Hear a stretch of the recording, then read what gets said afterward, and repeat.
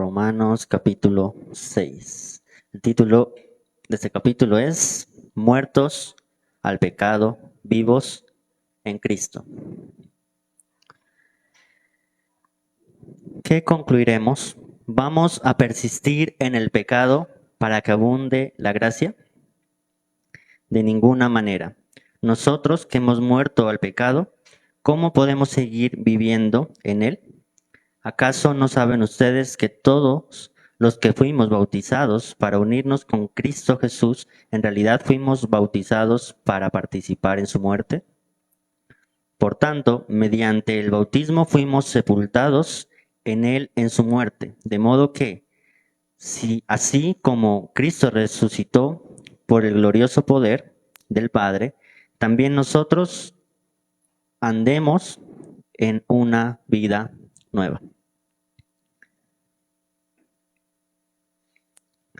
El tema es muertos al pecado, pero inicia el apóstol Pablo haciéndonos una pregunta. ¿Vamos a persistir en el pecado para que la gracia abunde? Porque una de las corrientes que andan es sobre que la salvación se pierde.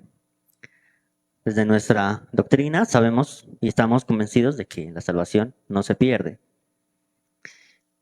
Y este es uno de los versículos que nos llevan a saber que la salvación no se pierde, porque los que dicen que la salvación se pierde nos enseñan que si yo estoy seguro de la salvación, entonces le doy rienda suelta al pecado. Como ya soy salvo, entonces pequemos porque ya soy salvo, no importa.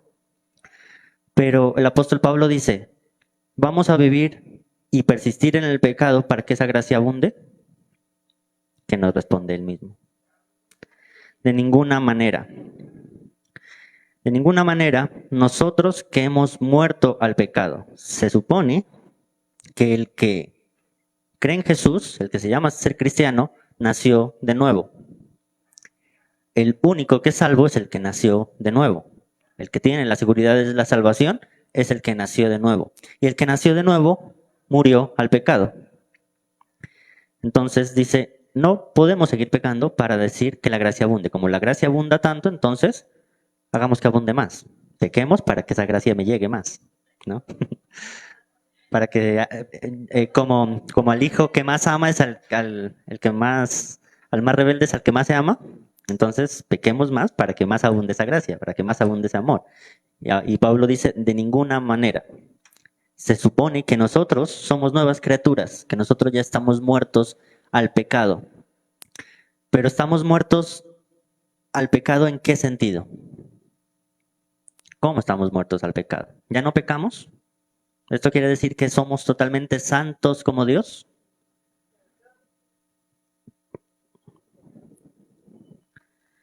¿Acaso no saben ustedes que todos los que fuimos bautizados para unirnos con Cristo Jesús, en realidad fuimos bautizados para participar en su muerte? ¿Y qué implica la muerte de Cristo? El apóstol Pablo dice, con Cristo estoy juntamente crucificado. El que quiera ir en pos de mí, niéguese a sí mismo, tome su cruz y sígame.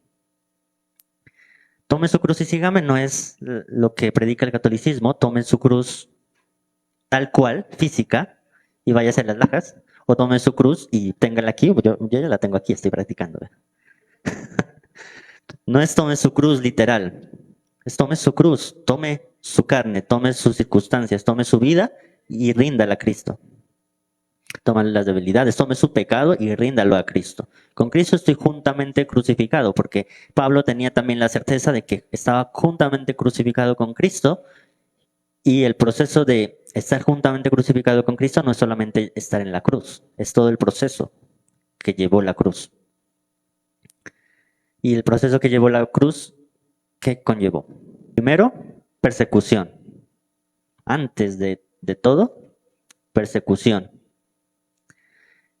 Y ya en medio del camino a la cruz, sufrimiento, burlas, rechazo, dolor, lo maldijeron, lo escupieron, lo golpearon.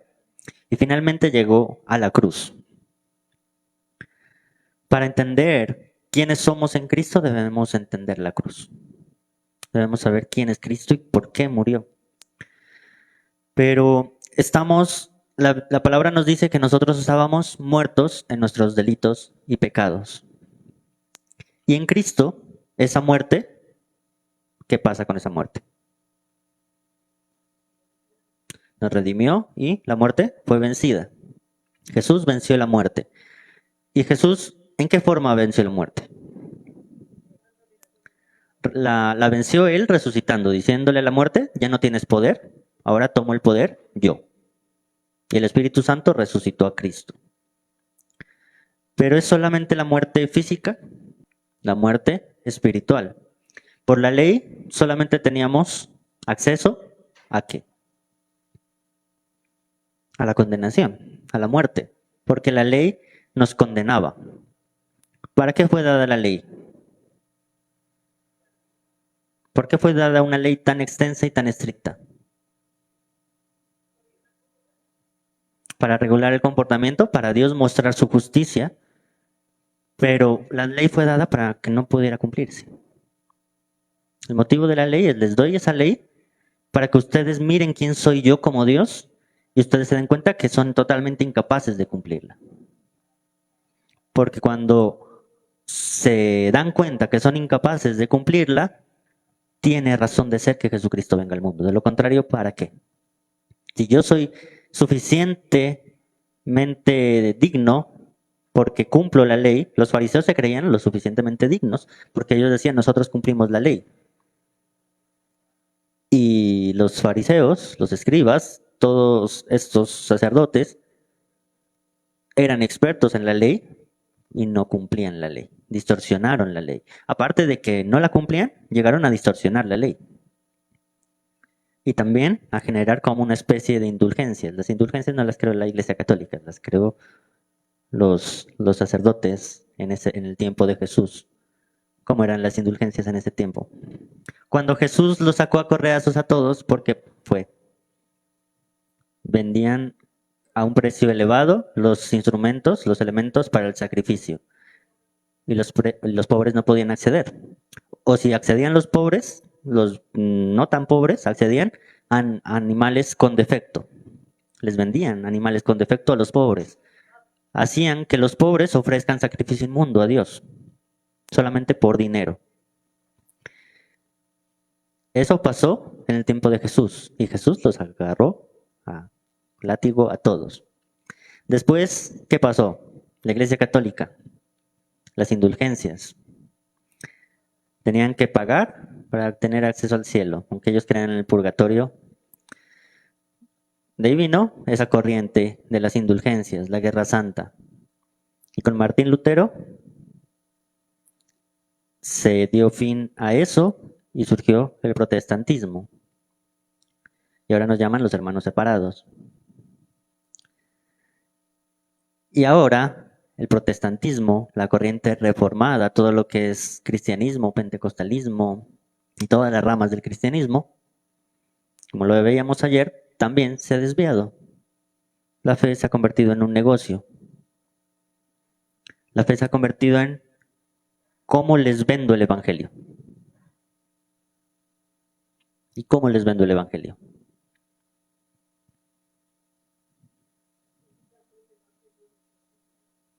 La forma más descarada que surgió, si no estoy mal, a finales del siglo pasado y se reforzó en este siglo, fue la doctrina de la prosperidad.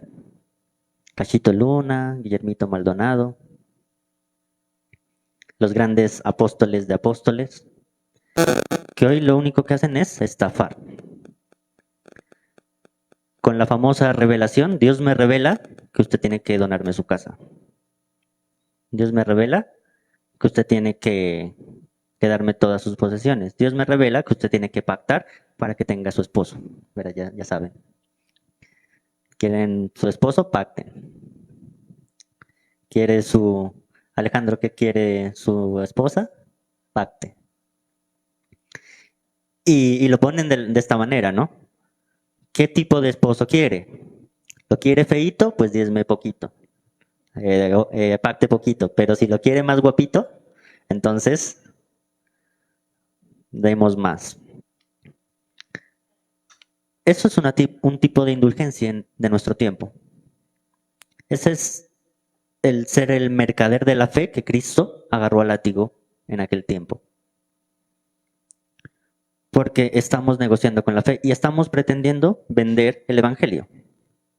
¿Y cómo pretendemos vender el Evangelio si la palabra de Dios tiene poder? Si la palabra de Dios tiene autoridad por sí misma. Ayer lo hablábamos en el estudio sobre la corriente bautista. Y la corriente bautista nos dice, no, la palabra de Dios no necesita ayudas. ¿Y está bien predicar la palabra de Dios sin ayudas? Está muy bien. La palabra de Dios efectivamente no necesita ayudas. Yo predico la palabra de Dios. Ahora, que el que escucha se me duerma, es otra cosa. Si a uno de los apóstoles se le durmió uno y se le desnucó y hubo que resucitarlo, no se me van a dormir a mí. Pero a veces dicen, no, es que el problema de las iglesias bautistas es que son muy aburridas, solamente palabra. Pero es que la palabra es la esencia. La palabra lo es todo. ¿Cómo somos redimidos del pecado sin palabra? Las iglesias cristianas están llenas de personas que no han nacido de nuevo, que no han transformado sus vidas porque no se les predica la palabra como es. Porque se les predica, como lo veíamos ayer, al corazón. Desde el Dios me mostró, desde el Dios me reveló, desde el Señor me dijo, pero el Señor me dijo algo que no está en la palabra, algo que simplemente quiere mover emociones. Y el cristianismo no está para mover sus emociones, el cristianismo está para cambiar su vida y que usted se convierta a la figura de Cristo, para que se cumpla lo que Pablo dice, con Cristo estamos juntamente crucificados. Fuimos bautizados, pero fuimos bautizados para participar de su muerte. ¿Y cómo morimos al pecado si no conocemos la palabra? Sin embargo, debemos predicar la palabra de una forma expositiva. ¿Cuál es la forma expositiva? Leer el texto y explicar el texto. Y no cambiarle al texto. El anterior domingo, ¿de qué hablábamos? El Evangelio. El Evangelio que se ha distorsionado. Ahora les hago una pregunta. ¿Jesús es amor? ¿Está mal predicar que Jesús es amor? Porque eso fue lo que dije en la anterior prédica, ¿no? Y las prédicas hay que complementarlas para que no se malinterpreten. Bueno, no dije que estuviera mal predicar amor, dije, la iglesia de hoy solamente predica Jesús es amor.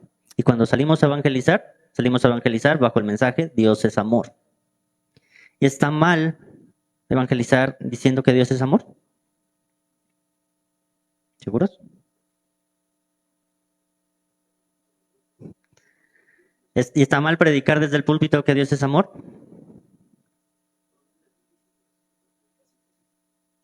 ¿Y Dios es amor? ¿Y qué también es? Fuego consumidor. La iglesia de hoy se está enfocando mucho en Dios es amor. La evangelización de hoy se basa mucho en Dios es amor. Pero ¿cómo la gente conoce el amor si no necesita de ese amor? Si no lo confrontamos con ese amor.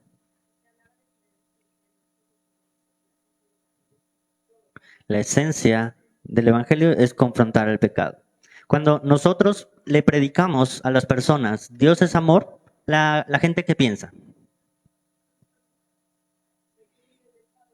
Según el estado en el que esté, exactamente. Unos pueden decir, todo me es lícito, Dios es amor, entonces si Dios es amor, pues Él no, lo que manejan ahora, ¿no? Si me amas, pues quiéreme así. Si Dios me ama, entonces Dios es bueno, y si Dios es bueno, no me castiga. Lo que me decía un primo una vez, hagámonos un grupo de música romántica. Yo, no, yo solo toco música cristiana. Me decía, pero Dios es amor, cantémosle al amor. Si nosotros predicamos de un Dios de amor, la primera imagen que se le viene a la gente es el amor romántico. Y el amor romántico, el amor entre pareja, que es lo más común, es un amor vacío, distorsionado también, y de emociones. Si yo voy a la persona y le digo, Dios es amor, ese amor me lleva a cómo amo yo. Entonces, ¿cómo amo yo? De una forma egoísta. ¿O cómo me deben amar a mí? Entonces, no me exija cambio porque usted me ama y me tiene que amar como soy. ¿Y Dios nos ama como somos?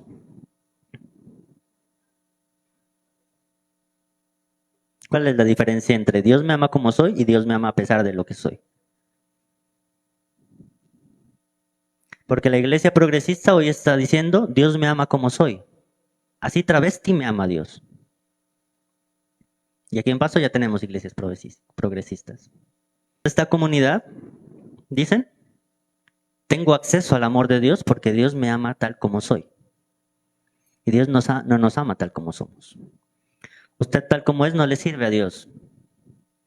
Porque usted viene de estar muerto. Y usted pasa a vida.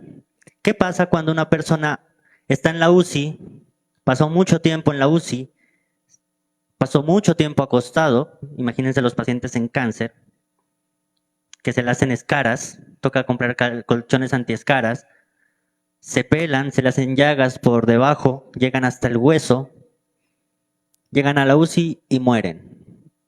Si esa persona llega a resucitar, pasa de muerte a vida, que es lo que Jesús hizo con nosotros, ¿se va a levantar de una? ¿Con ese hueco acá atrás? ¿Con sus músculos totalmente atrofiados porque no se ha levantado de una cama hace meses o años? Toca un proceso. Y es el proceso en el que entramos en Cristo. Cristo nos recibió totalmente muertos. Cuando Jesús fue a resucitar a Lázaro, ¿cómo lo vio? ¿Cómo lo sintió? ¿Qué pasó cuando retiraron la piedra? Olía mal, ya estaba podrido. Un muerto está podrido. ¿Cuánto tiempo estuvimos muertos en delitos y pecados? Entre más muertos, más podredumbre. Y Cristo nos recibió con esa podredumbre.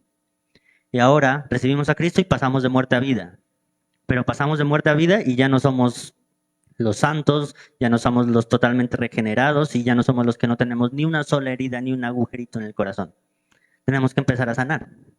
Y Cristo es el que empieza a sanar y Cristo es el que empieza a vendar nuestras heridas.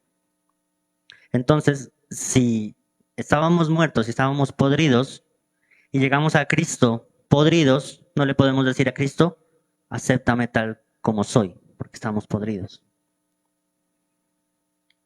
Tenemos que dejar que Cristo empiece a lavar, que Cristo empiece a cambiar, que Cristo empiece a transformar. Cristo es como ese médico que empieza a sanar esas heridas y es el médico el que decide, usted ya puede ser dado de alta. No como esos que se vuelan del hospital. Y a veces nosotros estamos en el hospital, queremos volarnos del hospital, porque queremos adelantar procesos. A veces creemos que ya estamos bien, ya superamos el proceso. Ya pasó el periodo de sanidad y ahorita estoy listo para otra batalla. Estoy listo para otra guerra. Y Dios dice, aguarse, todavía no. ¿Por qué quiere ir a pelear si todavía no se ha levantado ni siquiera del anterior? La iglesia de hoy se está distorsionando y nos llevan a corrientes progresistas en donde Dios me ama como soy, a corrientes donde nos dicen a nosotros que si estamos seguros de la salvación, entonces pequemos y bebemos que mañana moriremos, o pecaremos para que la gracia siga abundando, y esa no es nuestra postura. Si estoy seguro de mi salvación, amo al que me salvó y trato de agradar siempre al que me salvó. La perseverancia en la fe es lo que predica el apóstol Pablo. Debemos perseverar en la fe. ¿Y por qué perseverar en la fe si Cristo ya hizo todo?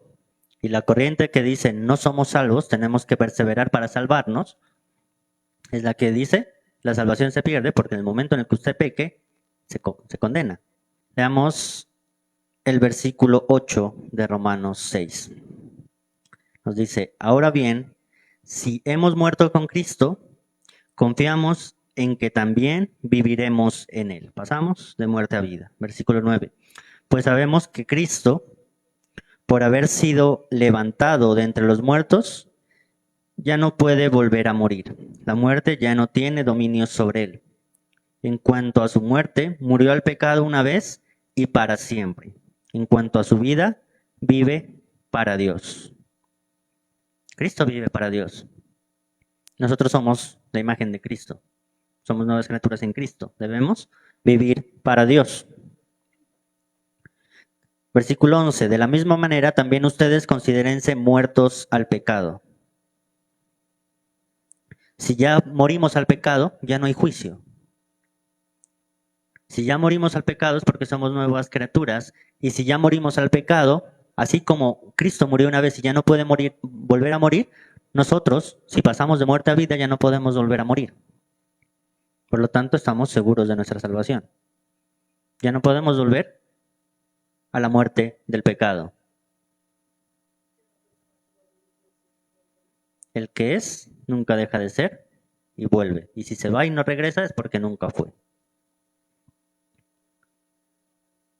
El estar seguros de la salvación no significa que no vamos a pecar, ni que nunca vamos a desviarnos, ni que nunca nos vamos a ir de la iglesia. Porque aquí, expertos en pelear con Dios, todos. Yo soy el primero.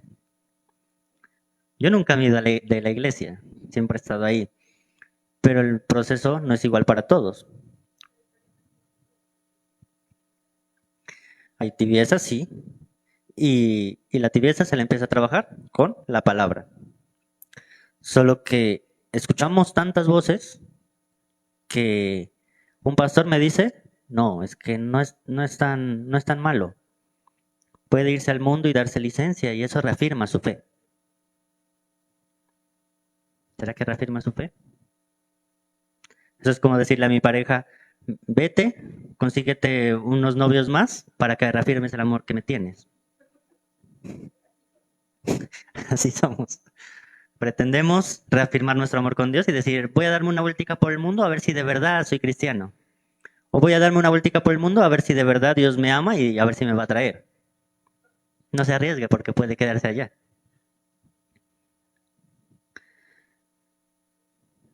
Y si estamos tan seguros de nuestra salvación, no deberíamos hacerle eso. Porque si estamos seguros de nuestra salvación, nuestra fuente de vida es Cristo. Debemos vivir eternamente apasionados, eternamente enamorados. Nosotros vivimos para Cristo nuestra misma carne. ¿Y qué es vivir para Cristo? ¿Qué es vivir para Cristo? No pecar, no, porque todos pecamos. La obediencia. ¿Qué tipos de pecado hay? ¿Cómo pecamos? La desobediencia es pecado. La omisión es pecado.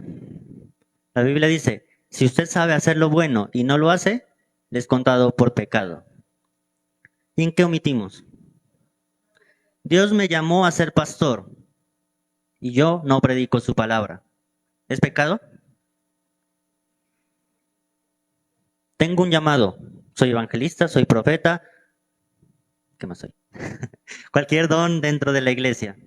Dios me dio un llamado, un talento, un ministerio dentro de la iglesia y me dice, ejerce tu ministerio.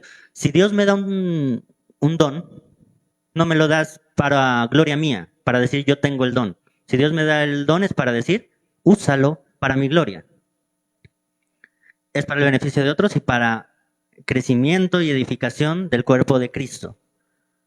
Si yo tengo un don, tengo un llamado, tengo palabra, Dios me ha dicho predica, y yo no, primero resuelvo mis problemas, primero cualquier otra cosa antes que Cristo, me es contado por pecado. Dios me dice, si te di algo, ejércelo. ¿Por qué? Porque tienes que dar fruto. Y el fruto no es cuando usted quiera. El fruto es cuando yo planté la semilla. Yo ya le di la semilla y empieza a dar fruto. Si se demora en dar fruto, o la semilla se muere, o el mismo Jesús viene y la corta y la maldice, como hizo con la higuera. Dios nos llama, y Dios cuando llamaba a los apóstoles, no les decía, ¿cuándo quiere servirme? O vea, usted va a ser apóstol, le doy el ministerio apostólico y usted decide cuándo viene. Jesús no podía esperar porque tenía 3 años. 3 años para formarlos y ni siquiera en 3 años aprendieron. Ya aprendieron es con el Espíritu Santo, en Pentecostés. Pero Jesús no les preguntaba, ¿me quieres servir? O Jesús no les decía, mijito, ¿tiene tiempo? ¿Me regala un segundito, por favor? Jesús les decía, sígueme, es ahora. Porque nosotros cuando ponemos las excusas desde nuestra humanidad, desde nuestra temporalidad, incluso desde nuestro miedo. Nosotros ponemos nuestras excusas desde nuestro egoísmo. El decir, primero yo, primero mi trabajo, primero mi familia, es egoísmo. Sí, ¿Dios me llamó a predicar y ser ejemplo para mi familia? Sí. ¿Cuántos son de su familia? 1. ¿Cuántos son de mi familia? 5. ¿A cuántos me quiere llevar Cristo a predicarles? Por mi palabra pueden ser salvos miles. Y yo estoy pensando en la limitación de mi familia, en cómo mi familia me ata, en cómo mi trabajo me ata, en cómo mi economía me ata. Yo no tengo estómago de misionero. Pero si los misioneros pensaran desde mi estómago, ninguno estuviera predicando en África, expuestos a que le cortaran la cabeza. Y Dios me llamó como pastor. Y los pastores decimos, qué chévere, yo no soy misionero. Dios me llamó a predicar desde este púlpito. Y si Dios dice, sé pastor, pero misionero,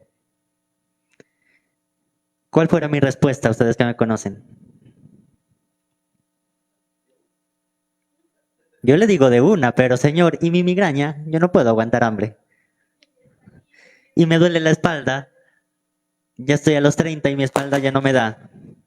Tengo que estar en una silla ergonómica, tengo que estarme haciendo masajes porque mi espalda no me da. ¿Cómo voy a estar viajando tal vez en tren o estar caminando porque ni siquiera tengo transporte y tengo pie plano y me duelen los pies?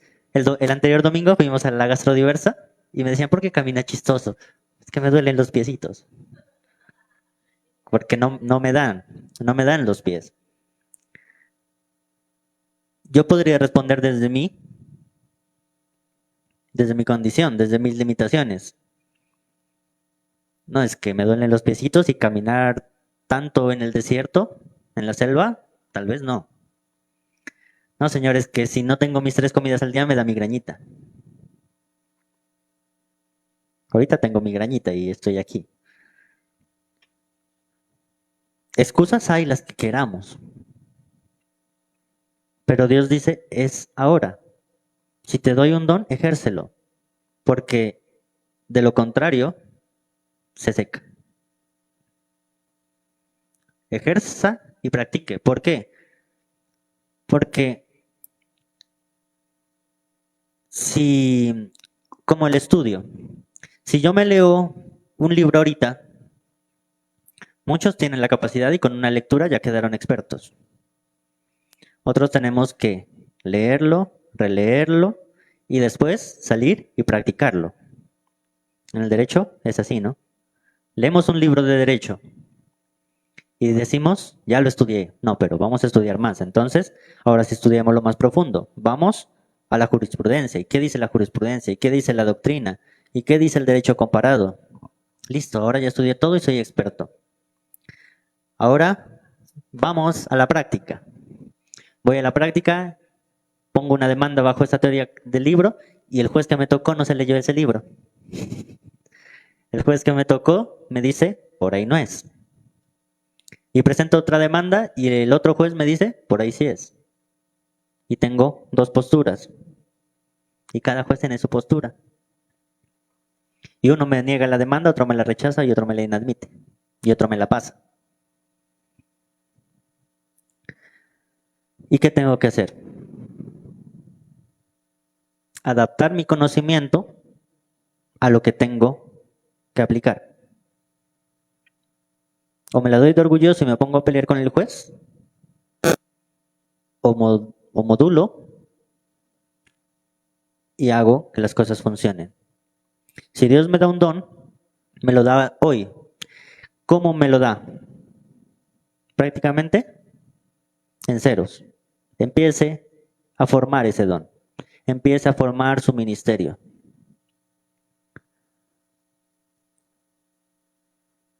¿Ustedes han tenido esos celulares viejos que no han usado hace rato? Cuando usted conecta su celular, ¿qué pasa con la batería? Está en ceros. ¿Y qué empieza a pasar? Empieza a moverse y empieza a cargar. Y carga con el paso del tiempo, alimentando esa batería, empieza a cargar.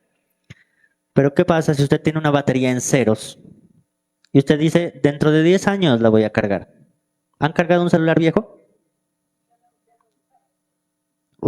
Después de un tiempo, se demora unos 10, 20 minutos para llegar apenas al cero. Y ahí empieza a cargar. Pero hay otros celulares, otras baterías, de que ya no vuelven a cargar más. Y ese es su don. O lo ejecuta y empieza a cargar, o se va para atrás. A tal punto de que tal vez en algún momento ya esa batería ya no cargue. Y que en algún momento Dios le diga, ya no, ya conseguí a otro. Ya conseguí otro que sí me dijo que sí. Porque mis almas se están perdiendo todos los días. Porque hay miles de personas que se están yendo al infierno a diario. Y yo no puedo esperar a que usted me diga, ya voy, para yo poder usarlo. Es ya. Mis almas se están perdiendo.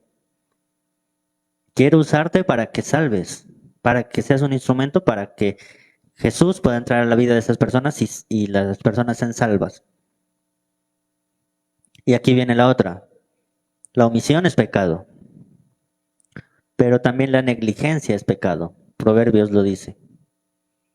La pereza es pecado. Y somos negligentes y perezosos para la obra de Dios. El no actuar puede ser por pereza. El no actuar puede ser por miedo. El no actuar puede ser porque tengo muchas limitaciones. Pero ¿hasta cuándo vamos a esperar? Porque Dios nos necesita activos.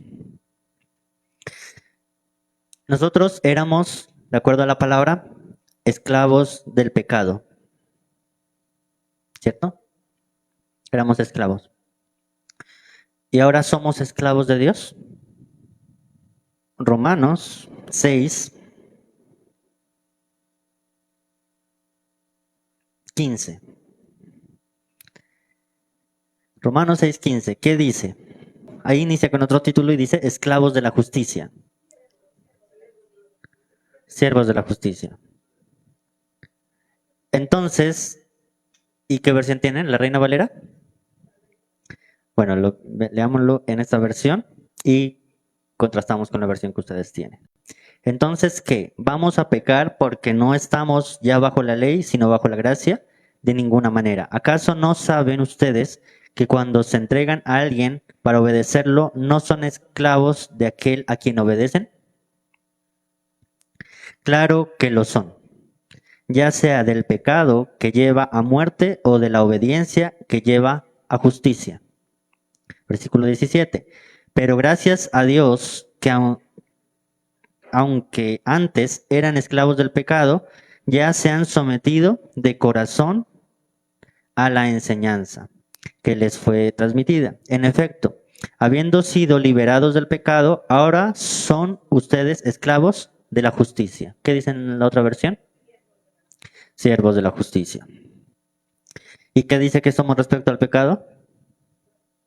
Esclavos del pecado y ahora somos siervos de la justicia. El siervo en esa época era esclavo. Sí.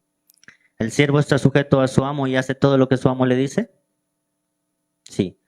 ¿El siervo tiene derecho a decir no? Ahora ni el trabajador, ¿no? Ni el trabajador que trabajamos con dignidad tiene derecho a veces a decir no. O sea, sí tiene derecho, pero las empresas no se lo permiten. Cambiemos el esclavo, para que no se malinterprete, porque al decir esclavo lo tendemos a relacionar con algo negativo. Y la versión que leímos dice siervos de la justicia. Y ahora vamos a otro concepto, la justicia. ¿Qué está hablando de justicia? La justicia de Dios. Y la justicia de Dios, la gente dice Dios es justo.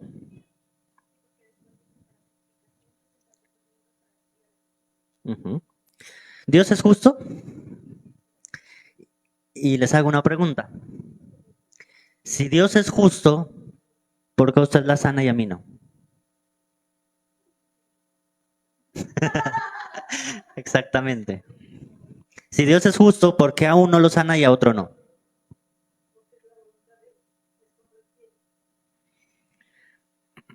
Es justo.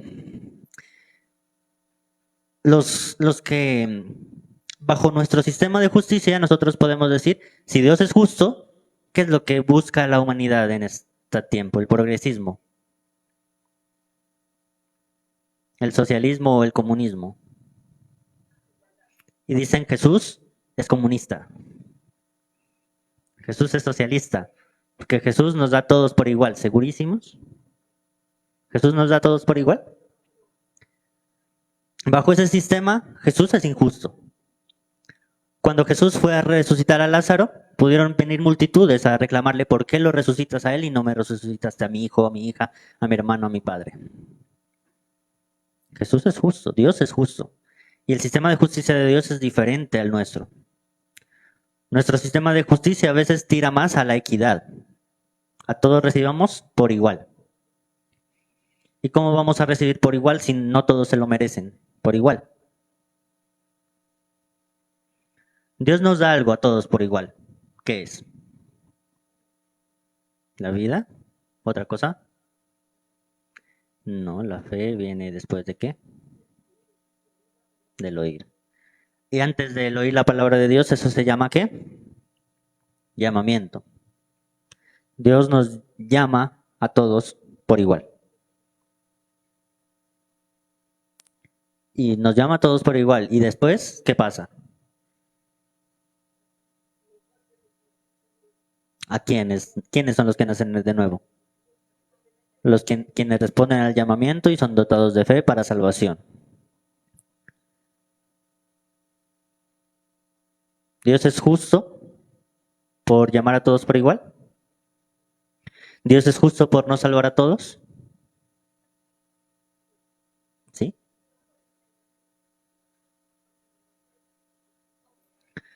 ¿Todos son llamados para salvación?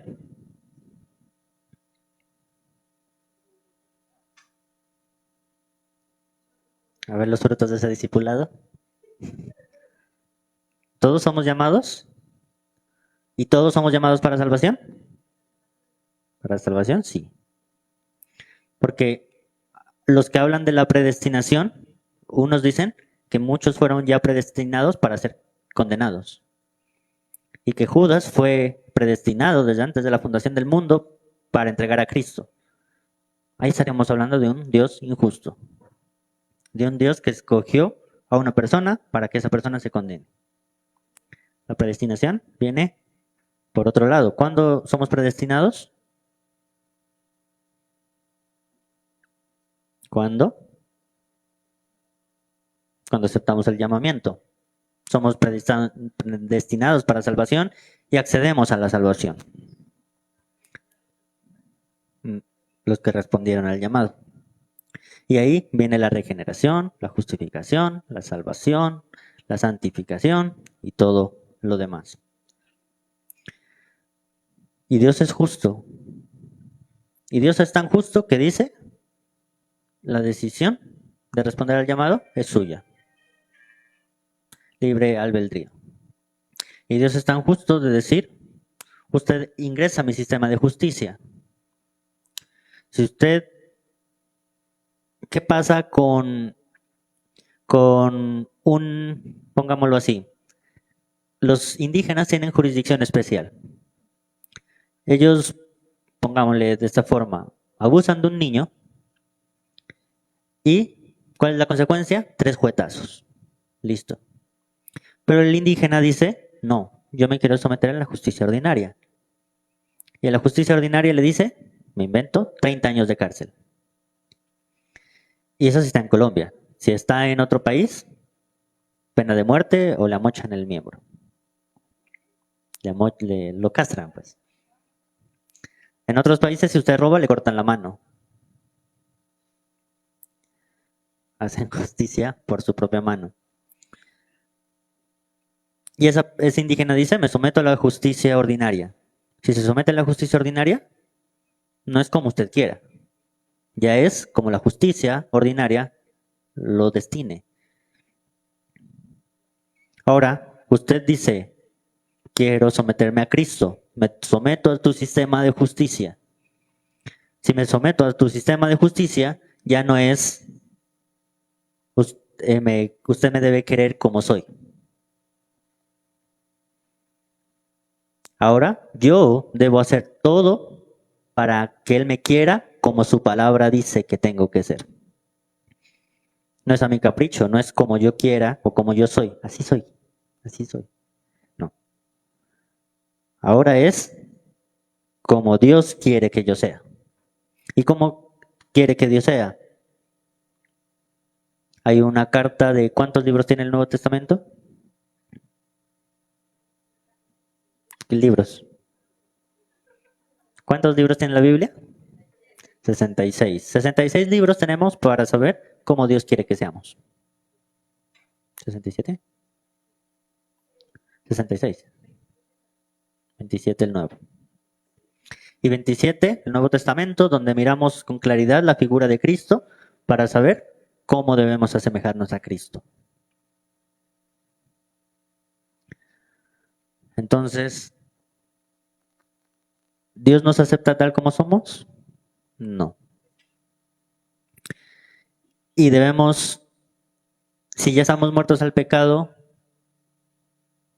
¿no debemos seguir luchando con el pecado? Cada día luchamos con el pecado. ¿Cómo se llamaba eso? En lo que estudiamos el anterior sábado, hace 15 días. El remanente de...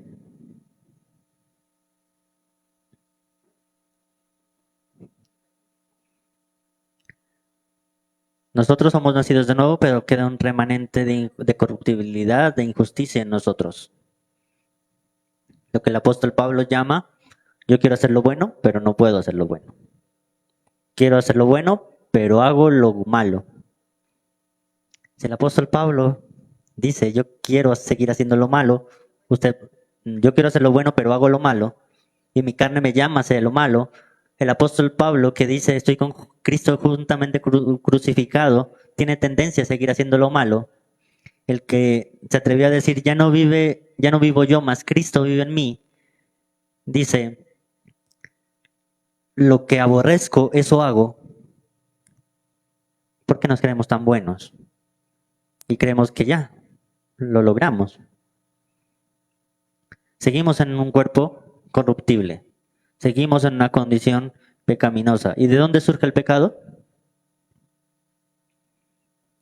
Primero el inicio del pecado, porque nosotros somos pecadores. Por Adán y Eva. El pecado inició por Adán y Eva.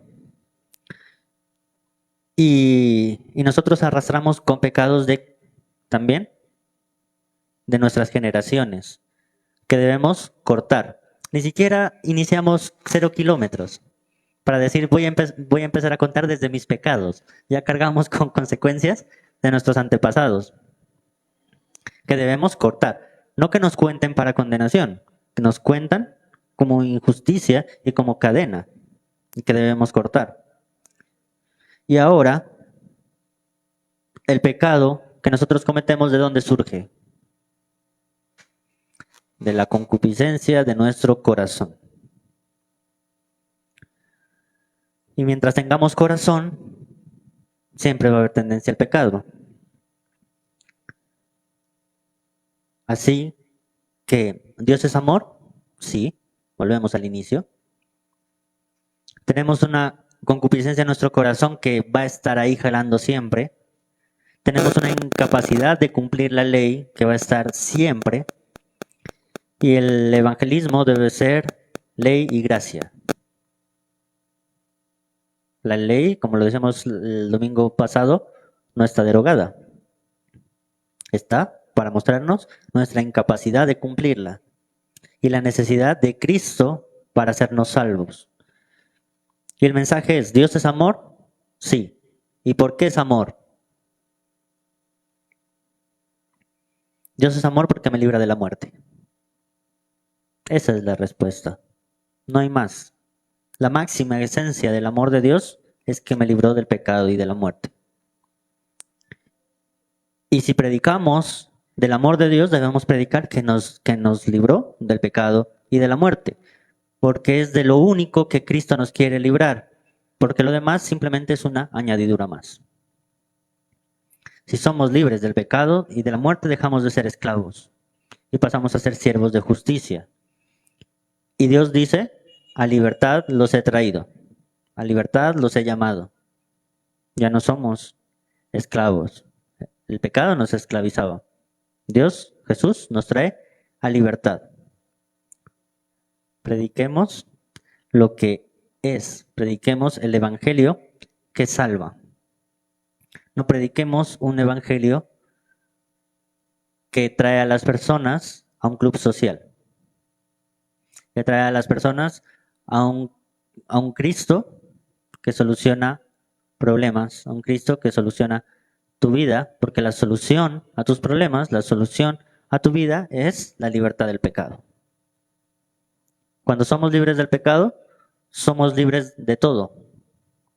La verdadera libertad está en ya no ser esclavos del pecado.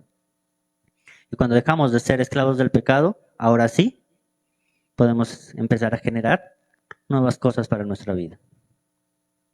Y podemos empezar a servir ya desde la libertad que Cristo nos da al ya no ser esclavos del pecado. Traigamos a las personas a libertad. Es lo que Cristo quiere. Traigamos a las personas a esa libertad que Cristo da. Y cuando ustedes le hablan a las personas de libertad, ¿qué piensan? Libertinaje. Por eso, una predica no basta. Un discipulado no basta. Es un camino constante en donde debemos aprender y seguirnos instruyendo día a día.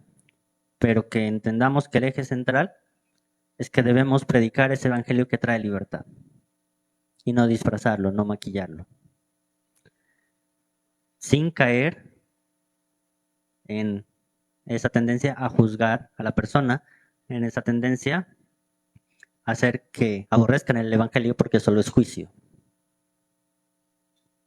Jesús era muy sutil para hacerlo, ¿no?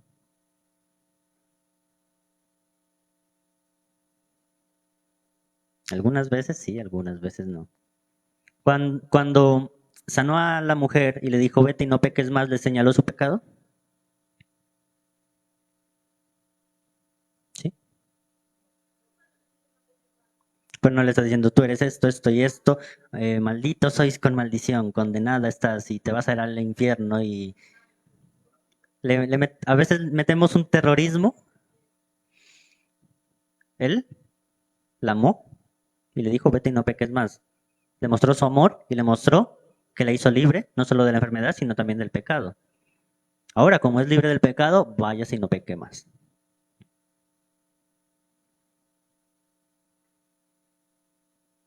¿Cómo predicamos nosotros? ¿Y predicamos?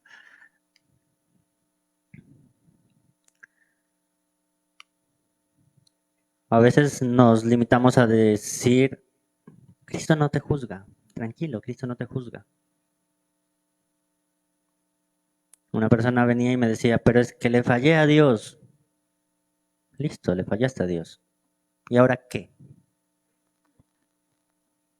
¿Qué procede? Arrepentirse es echarse látigo durante años y decir, ¿le fallé? Eso es remordimiento. El remordimiento daña. El remordimiento lo que hace es destruir. El arrepentimiento, ¿qué es lo que hace? El arrepentimiento sana. El arrepentimiento genuino hace que restablezca mi relación con Dios. Y si ya me arrepentí, Él me perdonó y simplemente continúo mi camino, sabiendo que ya soy perdonado y sabiendo que si me arrepentí, pues no debo hacerlo más. Pero a veces predicamos y decimos, tranquilo, Dios no está bravo. Tranquilo, usted pecó, pero estamos bajo la gracia. Y sí, estamos bajo la gracia. Dios lo ama. Arrepiéntese y levántese. Pero nos limitamos a decir solamente Dios lo ama y no a decirle si tiene que arrepentirse. El arrepentimiento es parte del proceso de amor. Dios nos da esa capacidad para arrepentirnos, para amarnos, para restaurarnos. ¿Y cómo pretendemos que una persona sea restaurada si no procede a arrepentimiento, que es lo que la esclaviza? Si no le quitamos la enfermedad. Si una persona viene enferma, lo que tenemos que hacer es mostrarle su enfermedad, mostrarle su condición, mostrarle que es pecadora. Y cuando le mostramos que es pecadora, procede a arrepentimiento, porque Dios es amor. Es un mensaje totalmente diferente. Amén. Vamos a orar.